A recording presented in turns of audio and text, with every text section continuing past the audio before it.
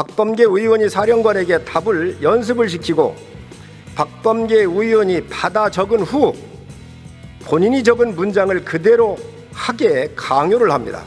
이 중요한 이 사건의 탄핵 공작의 트리거가 바로 이 홍장원인데, 우리는 지금 대통령 탄핵이라는 엄중한 시간을 보내고 있습니다. 탄핵 심판 결과에 대한 파급력을 고려하면 헌법 해석의 최고 기관인 헌재의 재판 절차는 한치의 흠결도 있어서는 안 됩니다. 하지만 이미 대통령 체포 과정에서 누더기 쪽지 공문과 불법 체포영장, 탄핵 공작을 노린 거짓 증언 등 심각한 절차적 흠결이 있었던 것으로 밝혀지고 있습니다. 군사령관과 국정원 2인자의 계엄 당일 증언은 민주당 의원의 유튜브 방송 출연과 국회 국정조사, 검찰, 헌재에서 수시로 바뀌고 있습니다. 민주당 의원과 결탁한 국정원 제2인자는 여당 대표를 체포하라는 내용을 흘려 탄핵 공작의 주인공이 돼버렸습니다. 이를 의식했는지 계엄은 내란이라는 공식을 탄핵으로 이어가려던 야당은 내란 혐의를 슬그머니 버려버렸습니다. 많은 국민들 사이에서 탄핵 재판 과정에서 제기된 증거들이 효력을 상실했을 정도로 오염됐다는 합리적 의심이 하루가 다르게 증폭이 되고 있습니다. 탄핵 재판의 절차적 정당성은 필수입니다. 그래야 탄핵 심판 결과에 대해서 국민들이 수긍할 수 있고 사회적 갈등도 최소화할 수 있습니다. 이에 본 의원은 오늘 헌재 재판 과정에서 논란이 되고 있는 탄핵 공작 실체를 국민 여러분들에게 소상히 알려드리려고 합니다. 질의에 앞서서 탄핵 공작 사전 모의 정황에 대해서 보고를 드리겠습니다. 오늘 저는 707 특임단장인 김원태 대령을 공식적으로 불러서 면담을 했습니다. 오늘 들은 답변은 민주당 의원들한테 완전히 이용당했다라고 얘기를 했습니다. 12월 6일 김병주 의원 곽종근 사령관에게 회유를 합니다. 5일 전후 김병주 의원 곽종근 사령관에게 전화를 하여 항의 방문 형식으로 갈 테니 자연스럽게 유병소로 나와라 얘기를 합니다. 김병주 의원이 5일 질문도 미리 불러주며 답변을 미리 준비를 시키고 6일 유튜브에 출연해서 원하는 답변들을 유도를 합니다. 두 번째, 12월 10일 국방위가 정해 시간에 박범계 의원, 곽종근 사령관 회유를 합니다. 이상엽 민주당 전문위원이 먼저 만나고 또 회유를 시작한 후 부승찬 의원, 박범계 의원이 와서 곽종근 사령관을 1시간 30여 분 동안 회유를 합니다. 박범계 의원이 사령관에게 답을 연습을 시키고 박범계 의원이 받아 적은 후 본인이 적은 문장을 그대로 하게 강요를 합니다. 곽 사령관에게 답변을 연습시키며 리허설을 진행을 합니다. 민주당 의원이 김모 변호사를 불러 변호사 조력 등 민주당에서 곽 사령관을 보호해 줄 테니 걱정하지 말라고 회유를 합니다.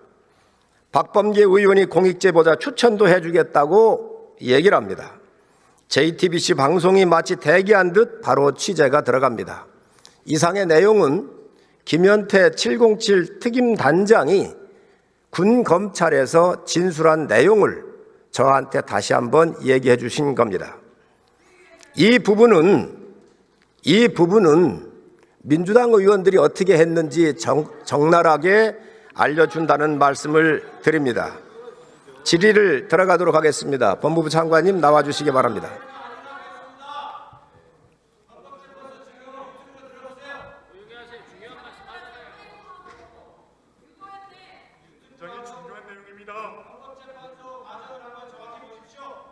의석에서 발언하지 마시고 끝까지 듣고 사실과 다르거나 반박할 일이 있으면 다음 하는 의원에게 요청해서 그렇게 하는 게 좋겠습니다. 진행이 잘 되지 않아서 제가 말씀드립니다.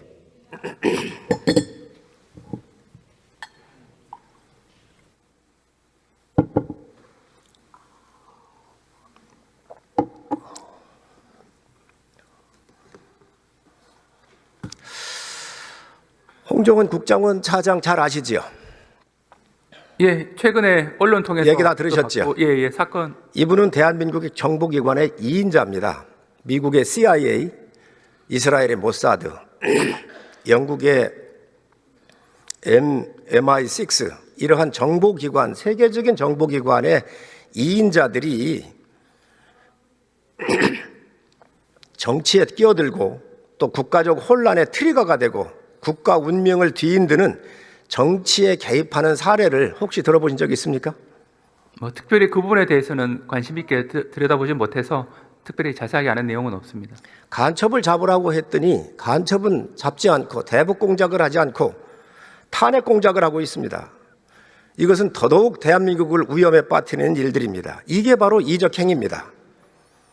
이게 내란 탄핵의 핵심 중심에 홍정원 국정원 차장, 대한민국 국가정보원의 2인자가 있다고 하는 겁니다. 있을 수 없는 일입니다. 여기 들어가 보겠습니다. 10월 3일 날 10시 53분경에 대통령이 전화를 합니다. 싹 다 잡아들여. 국정원에 대공수사권 주겠다 이렇게 얘기를 합니다. 그런데 10월 6일 한겨레 인터뷰에서 싹 다 잡아들여. 그리고 대통령께서 잡아들일 정치인 명단을 준 것처럼 한겨레하고 인터뷰를 합니다. 이게 한겨레에 다 나갔습니다. 기억하시죠? 네. 자, 그리고 10월 6일 KBS하고 인터뷰를 합니다.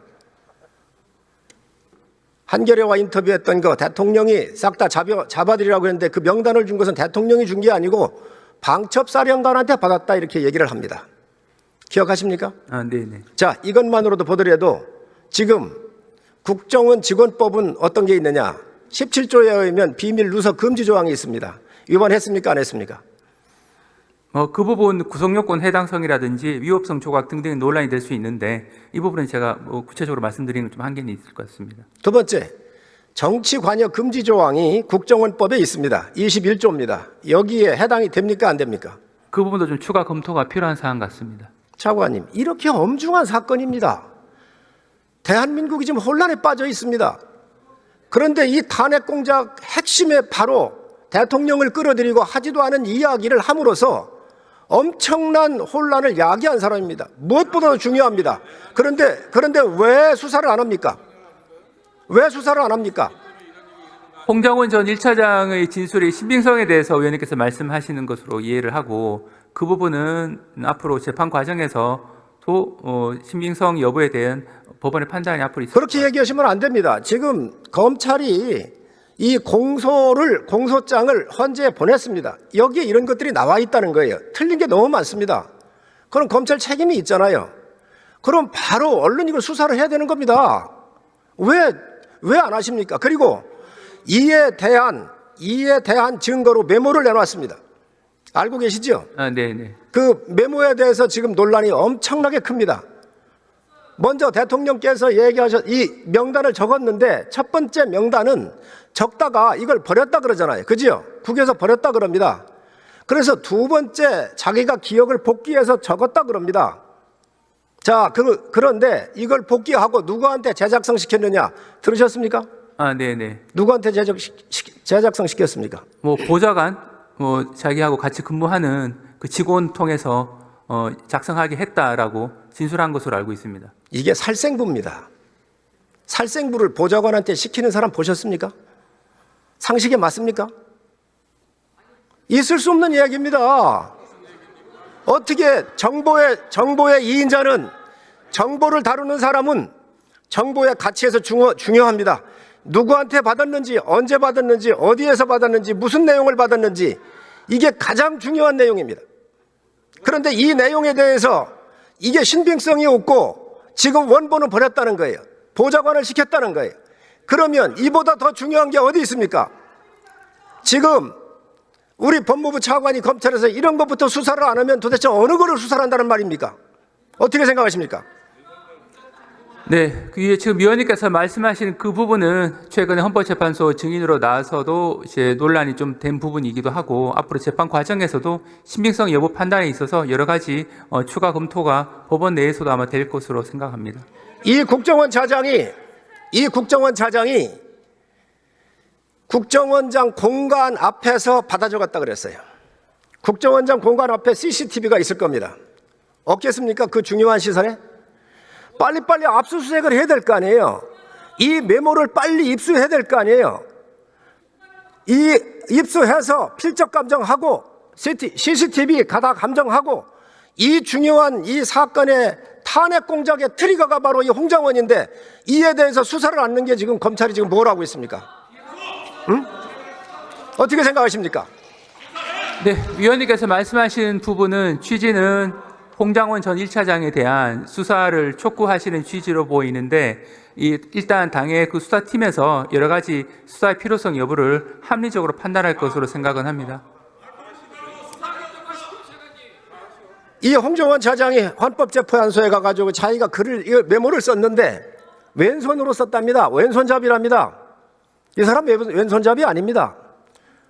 국정원에 제가 제보받은 부하였던 직원이었던 사람들로 제가 제보받은 게 보면 화면 보시면 저 보십시오.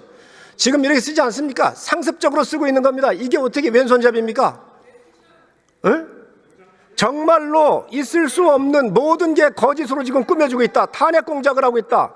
간첩 잡으라고 했더니 탄핵 공작을 하는 주범이 대한민국 정부의 2인자입니다. 이게 수장으로 2인자입니다.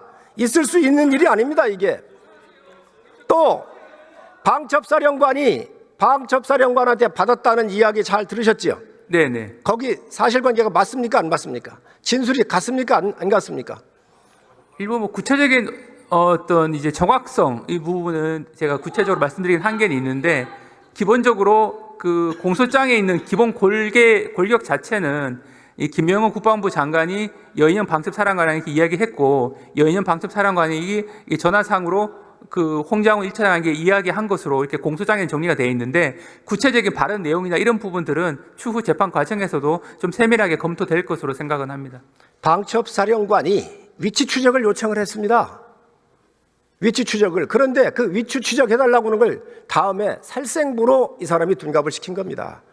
살생부를 누구한테 받았느냐? 먼저는 대통령한테 받았다 그랬잖아요. 있을 수 없는 얘기입니다. 방첩사에 구금시설도 없습니다. 근데 구금시설 얘기를 했다고 그러잖아요. 너무도 또 체포조라고는 말을 썼습니다. 지금 이런 것들이 탄핵 심판에 영향을 주고 있는 거예요. 탄핵 심판에 가 있는 재판관들한테 공소장으로 가 있는 거예요. 그러니 빨리 수사를 해서 이 공소장이 잘못되어 있으면 바꿔주고 제대로 이야기를 해야 될 거 아닙니까? 그런데 이게 지금 언론을 통해서 밝혀지고 있는 거예요. 검찰이 지금 뭐 하고 있어요? 어떻게 생각하십니까? 그 부분은 이제 수사팀에서 합리적으로 판단을 해서 수사가 필요한지 여부에 대한 검토를 할 것으로 생각은 합니다. 또 이 홍장원 차장이 이재명 대표를 비롯해서 한동훈 대표 여러 사람을 잡아들이려고 그랬습니다. 이거에 대해서 홍장원이 직접 얘기했는지 아니면 이게 비밀리에 전달한 사람이 누가 있는지 이 또한 수사를 해야 합니다. 그리고 지금 이 홍장원과 연결되어 있는 게 민주당 의원들입니다. 문자를 주고받았습니다. 다 나왔습니다. 나오고 있습니다. 이러한 부분에 대해서 얼마나 중요한데 정보를 다뤄왔던 2인자가 이러한 정치적 사건에 비밀을 가지고 야당 의원을 만나고 하는 게 이게 상식선으로 맞는 이야기입니까? 안 맞는 이야기입니까? 홍장원 전 차장이 진술하게 된 경위에 대한 정당성을 말씀하시는 부분으로 이해를 하는데 그 부분은 제가 이 자리에서 평가할 위치에 이해하는 게 아닙니다. 이 수사 대상이 될 수도 있고 정보를 다뤘던 사람이에요. 여기에 탄핵을 공작을 한 징후가 이게 많이 나오는데 이게 야당과 공작이 이루어졌다고 한다면 어떻게 되겠습니까? 지금 이 부분에 대해서 검찰이 빨리 증거를 입수하고 압수수색을 실시해서 증거를 확보하고 빨리 수사를 해야 되는 겁니다. 지금 왜?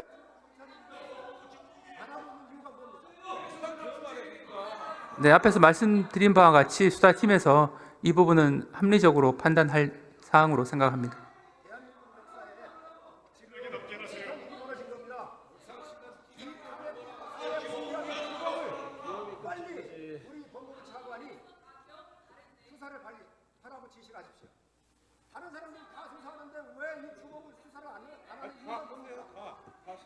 네, 위원님께서 말씀하신 부분은 한번 살펴보도록 하겠습니다. 즉각 구속해서 바로 수사하세요. 그래야 이게 진실이 묻어지지 않습니다. 세상에 어떻게 정보를 다루는 사람이 메모지를 받아 적고 그거를 버리고 그리고 보좌관한테 살생부를 이게 정보 기관장을 본 적이 없습니다. 얼마나 중요한 일인데 이렇게 검찰이 수사를 안 하고 있다는 말입니다. 특검하시죠. 빨리 하세요. 네, 아시죠? 살펴보도록 하겠습니다.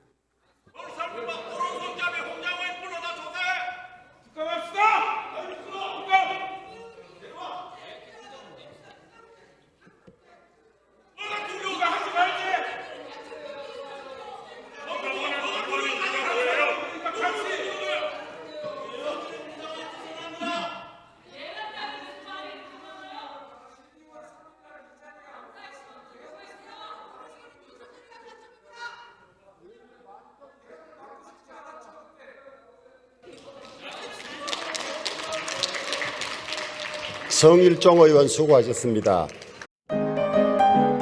뉴스데일리 베스트는 구독자 여러분의 소중한 구독료를 운영합니다.